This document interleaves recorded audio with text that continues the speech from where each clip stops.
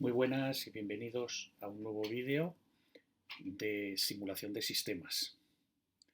En este vídeo, en este ejercicio, que es el ejercicio número 4 del cuadernillo del tema de muestreo y simulación de sistemas, podéis ver que nos dan un filtro analógico que está aquí explicitado mediante su ecuación, ¿no?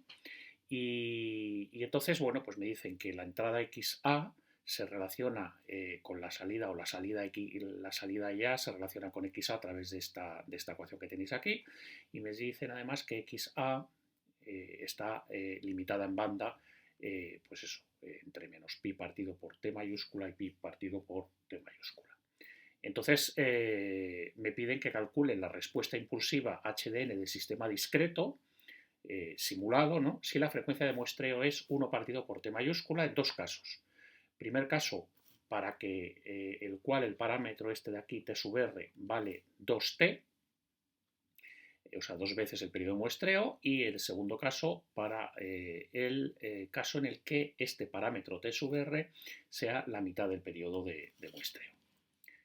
Bueno, pues vamos primero a entender un poco qué es lo que nos están dando, ¿no? Bueno, pues lo que nos están diciendo es, mira, tú tienes un sistema continuo con una entrada x sub a de t y una salida y sub a de t. Y este sistema, que repito es un sistema continuo, pues relaciona la entrada y la salida a través de esa ecuación que tenéis ahí. O sea, la salida es igual a la entrada en t más un parámetro b, que se supone que es un dato conocido, multiplicado por la entrada x sub a, pero unos instantes posteriores, en t menos t sub r. Entonces, fijaros, ¿esto qué es? Esto es un sistema que en definitiva lo que hace es, dice, mira, la salida es exactamente la entrada en ese instante,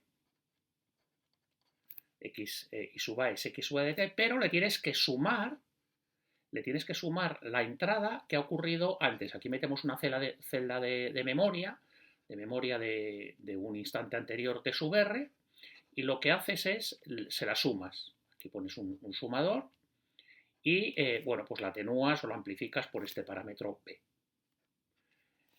Esto es lo que hace mi sistema. Entonces, fijaros, esto es un sistema que podría emular o podría simular un proceso de eco, ¿no? Donde tú tienes una señal que se recibe, pero tienes una señal anterior, retardada un valor t sub r, y atenuada posiblemente por un eco que se recibe también en ese instante de t, ¿no? Entonces, si tenemos, por ejemplo, aquí a un escuchante, ¿no? Con unas grandes orejas, y aquí tenemos, por ejemplo, una pared, y aquí tenemos, pues, por ejemplo, un altavoz que está emitiendo sonidos, ¿no? Bueno, pues yo tengo el rayo directo y tendría también el rayo reflejado, el eco, ¿no? Entonces, este camino de aquí directo sería este camino directo desde x sub a hasta y sub a, y el reflejado, pues implicaría que hay un cierto retardo t sub r y una cierta atenuación por efecto del reflejo, ¿no? Entonces veis que esto sería un sistema de eco. Podría tener, por ejemplo, un sistema donde hubiera varios ecos, y entonces pues lo único que tendría que hacer es añadir aquí más líneas de retardo y aquí sumarle más valores de que sub a probablemente retardados en otros momentos de sub r, bueno, etc. Entonces esto es lo que tenemos. Entonces, claro, lo que nos dicen es, nosotros lo que queremos hacer es simularlo. Entonces, ¿simular lo que es? Pues simularlo es, por ejemplo, llevarlo a nuestro programa de MATLAB, y entonces tratar de simular qué es lo que pasa con esto, ¿no? Entonces, bueno, pues lo que hago es, en vez de fabricarme una plaquita electrónica donde tenga un micrófono, donde tenga, bueno, pues haga estas operaciones, etcétera, lo que yo hago es, me cojo mi señal x sub a de t, me la muestreo con unas deltas.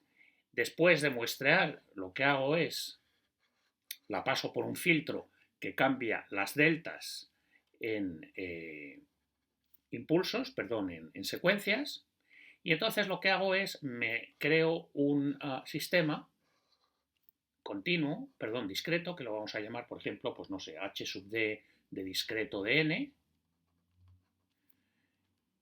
y después a la salida lo que hago es pongo un filtro que pasa de la secuencia a deltas, y después lo que hago es que interpolo esas deltas, como sabéis, con un filtro paso bajo, y entonces a la salida aquí tendré mi señal I sub A de t. ¿Vale? Entonces todo este sistema que hay entre estas rayas punteadas, esto de aquí, tiene que ser absolutamente equivalente a mi sistema continuo. Y lo que me piden es que calcule esta h sub d, lo llaman, bueno, h sub n o hdn de t, pues lo que tengo que calcular es esto. De forma que en mi programa yo le metería las formas de onda que quisiera a la entrada continuas, y mi programa me sacaría las formas de onda continuas a la salida, pero el procesado internamente lo hago con un programa de software que utiliza aritmética finita, o sea, cuantización, y que utiliza, bueno, pues opera, digamos, en omega, puesto que este sistema, digamos, operaría en omega minúscula. Bueno, pues entendido bien qué es lo que nos piden, qué es lo que tenemos, vamos a ver cómo calcular este HDN, ¿vale? Entonces, en primer lugar, lo que observamos es que lo que nos hablan es de una frecuencia de muestreo. Nos dicen que muestrean, la llaman F sub m, a la frecuencia de muestreo a una frecuencia 1 partido por t. Y por otro lado, la señal me dice que está limitada en banda. O sea, la omega b de la señal, fijaros, es pi partido por t, mayúscula, ¿vale? Como podéis ver aquí.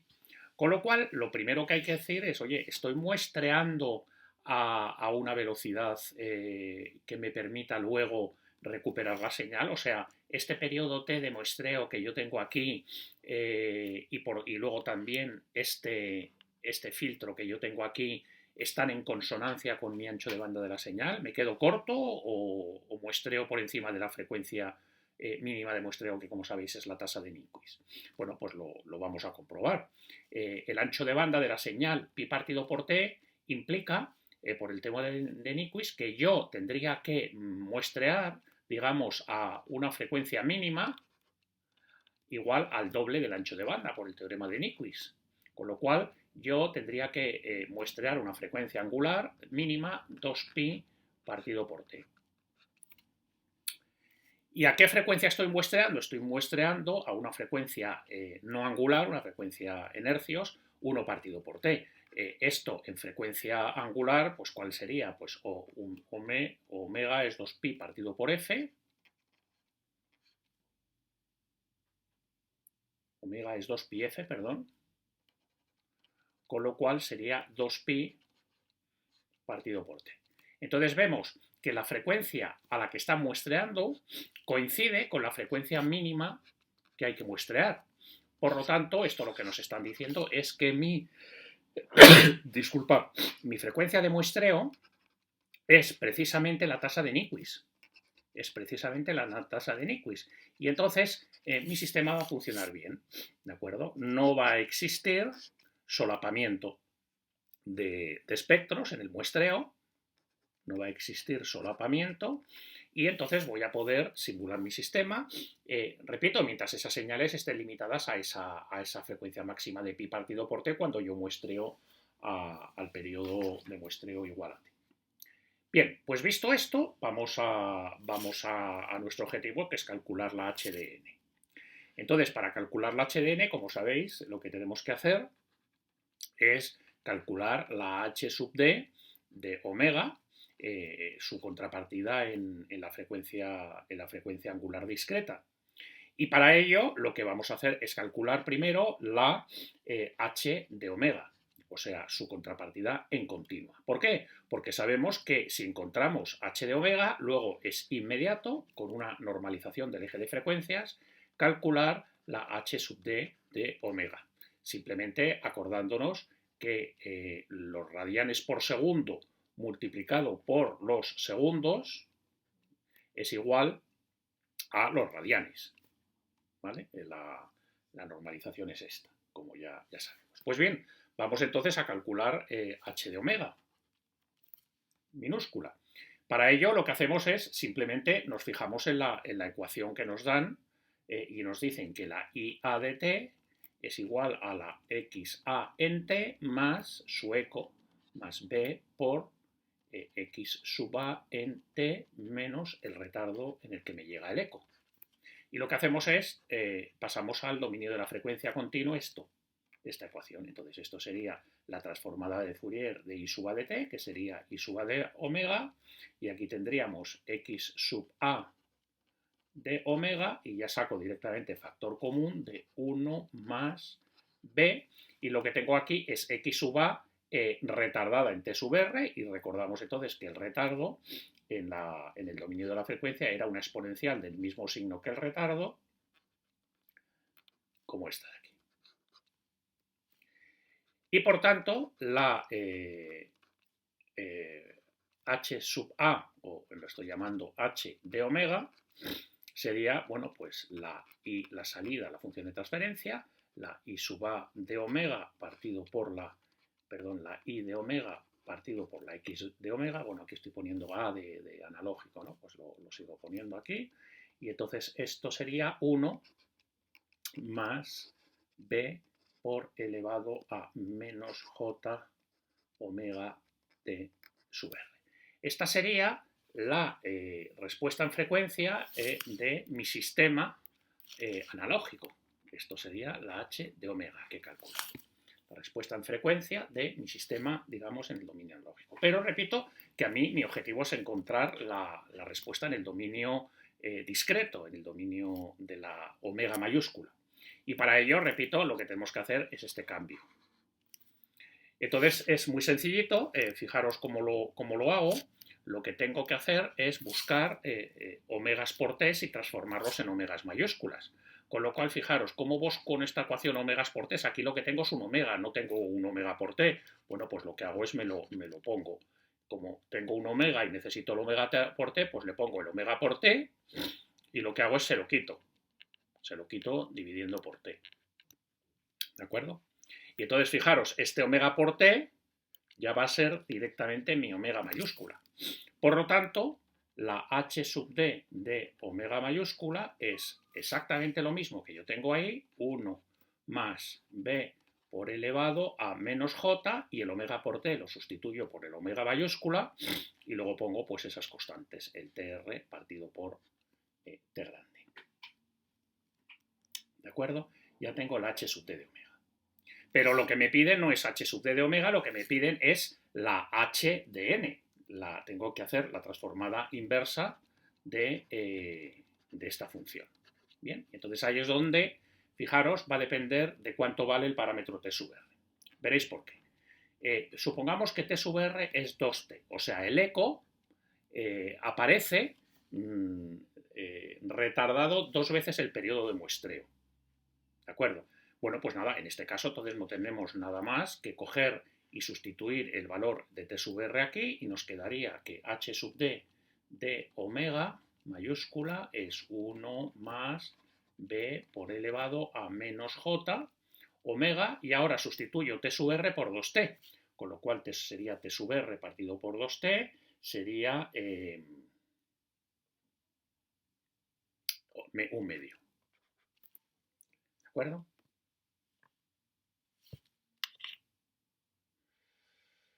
Perdón. A ver, t sub r, 2t, perdón, por 2. 2 omega. Me he equivocado aquí, disculpadme. Bien, pues nada, lo que tengo que hacer es, la h de n es la transformada de Fourier inversa de esto, que es muy sencilleta. La h de n, la transformada inversa de Fourier, sería la transformada inversa de 1, que ya sabéis que es una delta, y la transformada de Fourier de b por elevado a menos 2j omega sería una delta de peso b, pero retardada en el tiempo 2 unidades, con lo cual sería delta de n menos 2. Las dos unidades del retardo provienen de esta exponencial que hay aquí. Luego, entonces, cuando el tiempo del eco, el retardo que sufre el eco es 2t, mi sistema discreto tiene una respuesta impulsiva como la que veis aquí. Sencillo. Vamos a ver qué pasa en el caso B, y veréis qué es por lo cual lo he separado. En el caso B, el retardo del eco no es 2t, sino t medios. O sea, es la mitad del periodo de muestreo. Entonces, fijaros, si vuelvo a hacer exactamente lo mismo, me daría que hd de omega sería, bueno, pues sustituyendo tr igual a t medios, me daría 1 más b por elevado a menos j, y ahora ya me daría, fijaros, omega partido por 2. ¿Vale? Entonces, si yo intentara hacer la transformada inversa de Fourier de esto, diría, pues mira, pues HDN en este caso pues sería igual a ¿cuánto? A delta de n más b por delta de n menos un retardo de 1 medio. ¿Vale? Pues no, esto está mal. ¿Por qué? Porque sabemos que no puede haber retardos de números fraccionarios. Las n's toman valores enteros. Y de hecho, en las tablas no existe la transformada o el retardo cuando decíamos, cuando tenemos una señal x de n menos n sub 0, pues la transformada de Fourier de esto era x de omega por elevado a menos j omega n0, ¿no? Esta era la propiedad de retardo en el tiempo. Pero fijaros que aquí es n sub 0 tiene que ser un numerito entero.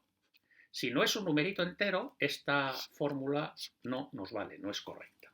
¿Qué hay que hacer entonces? Bueno, pues uno puede echarse a llorar o uno hace lo que tiene que hacer cuando se encuentra con estas cosas, y es acudir a la definición y preguntarse, oye, vamos a ir a la definición y vamos a buscar la transformada inversa, bueno, pues de esto que parece que no puede aplicarse la propiedad. Bueno, pues nada, la transformada inversa, sabéis que es 1 partido por 2pi, integral entre menos pi y pi, de la señal, que sería b por elevado a menos j omega medios, por elevado a j omega n diferencial de omega.